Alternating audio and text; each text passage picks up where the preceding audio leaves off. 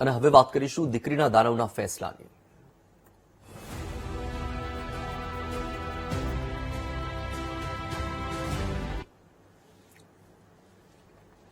આણંદના વાસદમાં બાળકીની હત્યા કરનાર નરાધમનું એન્કાઉન્ટર. આરોપીએ પોલીસ પર છરીથી હુમલો કરતા કાર્યવાહી કરાઈ છે. પીએસઆઈ આઈજે રાણાએ સ્વ બચાવમાં 6 રાઉન્ડ ફાયરિંગ કરતા આરોપીનું મોત થયું છે. એફએસએલની ટીમે સ્થળ પર જઈને કાર્યવાહી કરી હતી.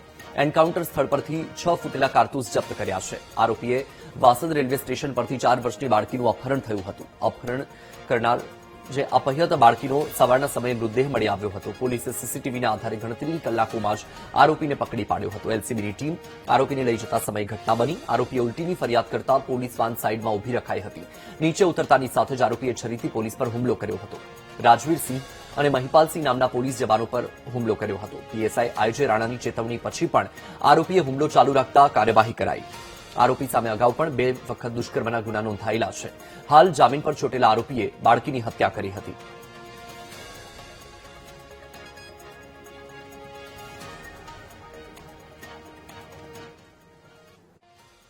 એને ઉલટી કરવા માટે બહાર નીચે ઉતાર્યો.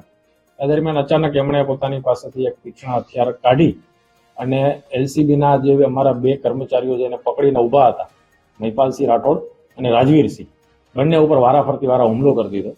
બંનેને ચપ્પાના અનેક ઘા મારેલા છે. આ બંને પોલીસ કર્મચારીઓની સાથે એલસીબીના પીએસઆઈ આઈજે રાણા પણ હતા.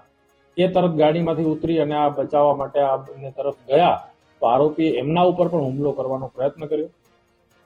બંને પોતાના કર્મચારીઓને ઇજાગ્રસ્ત જોઈ અને પોતાના ઉપર પણ આરોપી હુમલો કરવા જે જનૂનથી આવતો હતો, એટલા માટે પીએસઆઈ આઈજે રાણા દ્વારા પોતાના અને કર્મચારીઓના સ્વ બચાવમાં આરોપી ઉપર પહેલા 1 રાઉન્ડ હવામાં ફાયર કર્યું અને ચેતવવા માટે.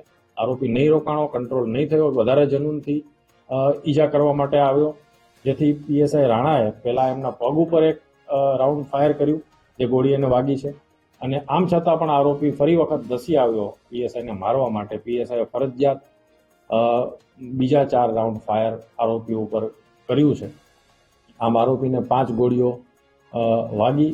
આરોપી ત્યાં સ્થળ ઉપર જ ઢળી પડ્યો. બાદમાં ઈજાગ્રસ્ત કર્મચારીઓ અને આરોપી બંનેને સારવાર તાત્કાલિક મળી રહે એટલા માટે પીએસઆઈ દ્વારા તાત્કાલિક 108 બોલાવવામાં આવી અને આરોપીને નજીકની જે સૌથી સારી હોસ્પિટલ કરમસદ મેડિકલ હતી ત્યાં ખાતે ખસેડવામાં આવ્યા. સાથે સાથે બંને ઈજાગ્રસ્ત પોલીસ કર્મચારીઓને પણ હોસ્પિટલ ખાતે ખસેડવામાં આવ્યા. સારવાર દરમિયાન જે આરોપી સુરેશભાઈ પરમાર છે એનું મૃત્યુ થયું છે.